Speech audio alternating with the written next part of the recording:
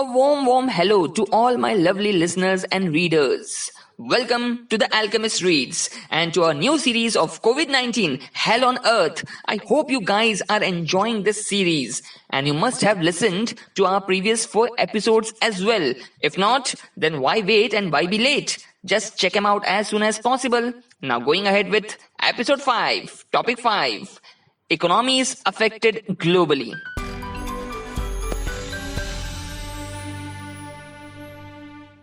May you be born in interesting times, or so goes a Chinese proverb.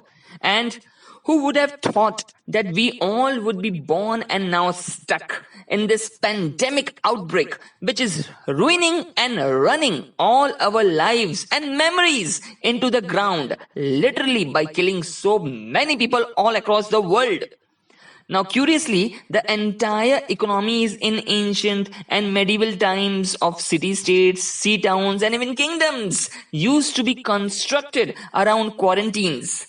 Yes, and as the word suggests, quarantine means to keep an individual, a group of men, or even whole bunch of ships, caravan of carts, isolated for a few days after their arrival from different parts of the country or continent, and later on the whole globe from the town folks or city population who shouldn't get infected by the diseases that these ferrying men or their cargo might just have on them.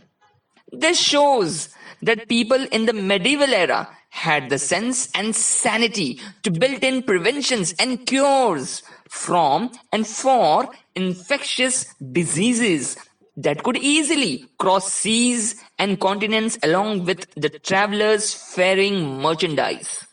Whole economies were built around lockdowns in the Middle Ages to make sure that even if somehow, some way, some deadly virus has gotten leaked out in spite of all the possible precautions, then there shouldn't be a long drawn battle against it.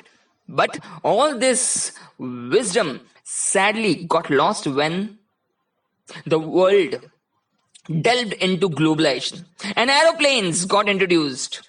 This waiting period for checking and confirming whether the traveler has been carrying some serious pandemic causing virus got ruled out because the whole logic behind airfare is to arrive at a destination sooner than by using other modes of travel at our disposal. Hence, governments simply overruled the idea of quarantining people for health checkups and then releasing them to be present among the general population of their country. This air travel is nothing but the perfect carrier of such infectious diseases worldwide. And historically, whenever any population got hit by a pandemic in those ancient days, even after going through all routines and processes of screening passengers and merchant travelers, it just simply succumbed to death and decimation caused by this attacking virus. Whole economies got swept away in dust and desolation in just weeks. And to talk about the present day, well, we are living in a recursive economy or environment. By the way, recursive here means that the world in which we live has an increasing number of feedback loops, causing events to be the cause of more happening events in the future. Say, people buy a book because other people have bought it, and then looking at them, more others go out and buy that same book. So, in the case of today's cause and effect economy, world governments cannot afford to have their demand in the market get shut off completely due to a long drawn lockdown. Hence, they should lift the lockdowns in such a manner that demand starts getting generated and to satisfy it, the needed supply also, but without allowing people to travel from point A to B. Also, governments need to worry less about the rising inflation in the short term, but start worrying about the global recession in the long term that will hit all of us pretty soon. Hence, they should start putting funds in people's bank accounts. Yes, direct cash transfers, so that this can generate more demand in the market World economies now need to be less isolationist and more global in spreading their capital, technology, and management techniques since labor cannot move around now that freely. So governments need to invest in other countries' sovereign wealth funds and allow other governments to do the same in theirs.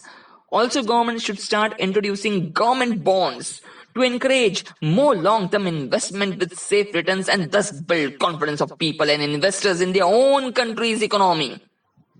Institutions like World Bank, IMF, WTO need to up their game by encouraging companies to get loans from them on the simple promise that more privatization will be introduced within their countries. Yes, laissez-faire capitalism is what is ultimately going to save us. And well, the reason free markets work is because they allow people to get lucky thanks to the aggressive trial and error, the hustle, the experiment of an entrepreneur, and not by simply giving rewards or incentives for some happenstance skill within some family businessman. The strategy is then to tinker as much as possible with the system and try to collect as many black swan opportunities as you can. By the way, black swan here means something that hasn't yet happened but might just happen all of a sudden simply because the circumstance now is supportive of such out of the box events to happen anyway. So, guys, all I can say is world economies are in for a lesson of their lifetime. Cause the coming days will be more depressing than the Great Depression of the US. So, this was today's podcast. I hope you must have enjoyed and liked today's episode of the series COVID-19 Hell on Earth. And please do stick around for the next coming episodes. Okay? See you soon. The Alchemist has left the building.